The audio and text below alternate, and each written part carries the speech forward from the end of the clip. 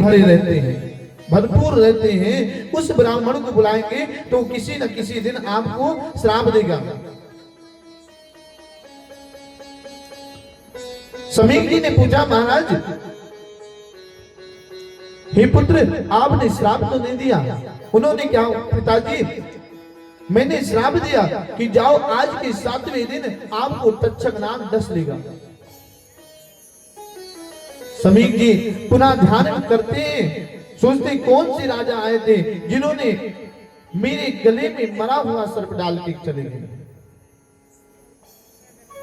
ध्यान करते हैं तो राजा परीक्षित को देखते हैं। महाराज देख करके कहते हैं, हे पुत्र, ये आपने क्या कर दिया? मेरा अपमान वो नहीं किए हैं, क्योंकि उन्होंने बार बार याचना में बस एक ही चीज कहा है, हे ऋषिदेव, हे ब्रह्मदेव, मुझे जल पिला दीजिए, मैं प्यासा हूं। और जब किसी की बात कोई नहीं सुनता है तो उसे क्रोध तो आएगा ही आएगा।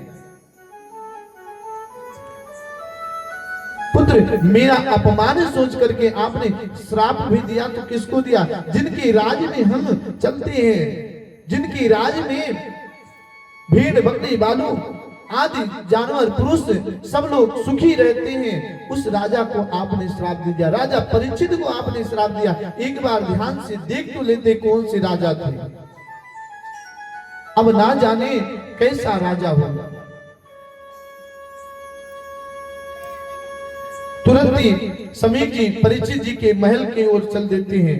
महल में आते हैं, परीक्षित जी समीक जी को देख करके स्वागत करते, अभिनंदन करते हैं। महाराज अभिनंदन करने के बाद में कहते हैं कि हे मुनिदेव, हे ऋषिदेव, मुझे श्राप दे दीजिए। मैं आपके गले में सर्प को डाल करके चला आया था, मुझे जैसे पापी राजा को आप कोई श्राप दे दीजिए, कोई दंड दे दीजिए महाराज, जिससे मेरा पाप धुल जाए। समीक जी ने कहा कि हे राजन, आपको श्राप तो पहले ही मिल चुका है। मेरे पुत्र के द्वारा आपको श्राप मिला है कि आज के 7वें दिन तक्षक नाग आपको डस लेगा। अगर आपको अपनी मुक्ति चाहिए तो उसके लिए कोई उपाय सोचिए। महाराज परीक्षित जी जन्मेजय को, अपने पुत्र जन्मेजय को राजा बना देते हैं। राजभार संभालने के लिए राजा बना करके स्वयं सतमार्ग का पता लगाने के लिए चल देते हैं।